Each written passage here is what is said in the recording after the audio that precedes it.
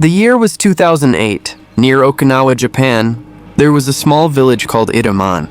At that time, I was only 14 years old. I had come to spend my summer vacation at my grandparents' house. That village was unbelievably quiet. So quiet that at night, you could hear your own breathing echo through the darkness. But I had no idea that something inside those forests was already waiting for me. It was around 9 p.m. I was alone in the yard, playing with a ball. The air was completely still. Not a single tree moved. Then suddenly, I felt it. That horrible feeling, like someone was watching me. Slowly, I looked up, and that's when my blood froze. Far near the edge of the forest, behind the trees, stood a woman. A very tall woman. She wore a long white dress. A massive hat covered most of her face. Long black hair hung over her shoulders, and her height had to be at least 8 feet tall. For a few seconds, I couldn't even breathe. Then slowly, the woman turned her head toward me. I couldn't clearly see her face because the shadow of the hat covered her eyes. But then, I heard it. That sound. Pull, pull, pull. It didn't sound human. It sounded like broken breathing, trying to imitate a voice. Pull, pull, pull. And then, she started walking toward me. Long, unnatural steps. Her body swayed strangely with every movement. My legs began shaking violently, and I ran inside the house as fast as I could. Grandma! I screamed as I burst through the door. There's a woman outside! My grandmother Masao Tanaka looked confused at first, but the moment I told her the woman was extremely tall, the color drained from her face. Immediately, she rushed to the front door. She locked it. Then she started shutting every window in the house. The curtains dropped. The entire house fell into darkness. Panicking, I asked, "What's happening?" My grandmother slowly stepped closer to me. Then in a trembling voice, she whispered, "Hachishakusama has seen you." What? She leaned closer to my ear. The 8-foot-tall woman.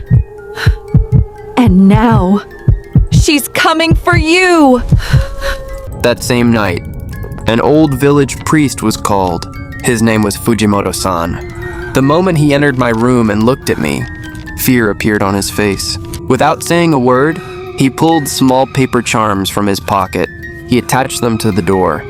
Then he placed bowls of salt in all 4 corners of the room. And finally, he spoke. For the next 4 days, do not leave this room, no matter what happens. Even if someone calls your name, do not open the door. What happens if I go outside? If I go outside? The priest went silent. A few seconds later, he looked directly into my eyes and said, "Then she will take you." I only heard her voice. Pull, pull, pull! Outside the window. Slow, distant, and horrifying. I spent the entire night shaking under my blanket. The second night, things got worse. Around 2 a.m., I heard footsteps outside the window. Tick, tick, tick. Gathering every bit of courage I had, I peeked through the curtain, and I screamed. That woman was standing outside my window.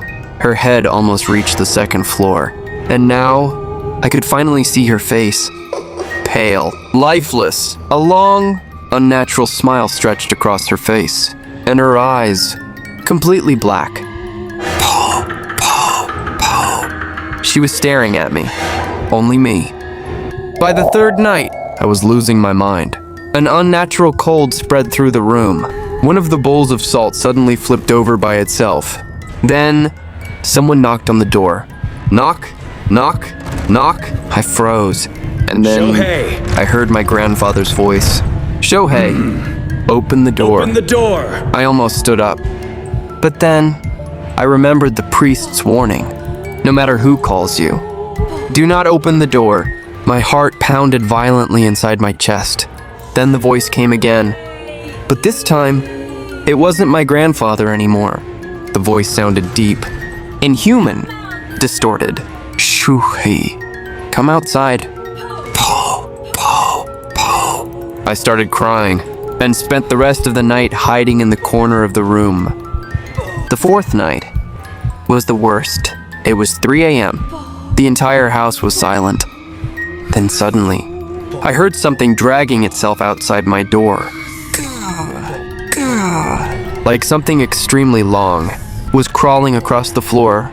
Then, a shadow appeared beneath the door. Too tall, too unnatural, and slowly, the doorknob started moving. Click, click, click. I stopped breathing. Then, for the very first time, she said my name. Shohei. That voice wasn't human. It sounded like dozens of people whispering together at once. You're still hiding? Then suddenly, her fingers started sliding underneath the door. Long, black, inhuman. I screamed. At that exact moment, all 4 bowls of salt in the room began turning black. The priest had warned me. If the salt turns black, it means she's very close. The door started shaking violently. Bang! Bang! I shut my eyes tightly and started praying. Then suddenly, everything went silent. Completely silent. The next morning, the priest immediately took me away and sent me back to Tokyo to my parents. As I was leaving, my grandmother grabbed my hand tightly. Tears filled her eyes as she whispered, "Never come back here, because she'll keep waiting for you." Today, 18 years have passed. I now live in Tokyo, and I never returned to that village again. But some nights, even now, I still hear that same sound outside my apartment window. Pop, pop, pop. And sometimes, when I gather the courage to pull back the curtain, standing among the people below is a very tall woman, dressed in white, wearing a large hat, and she is always staring directly at me.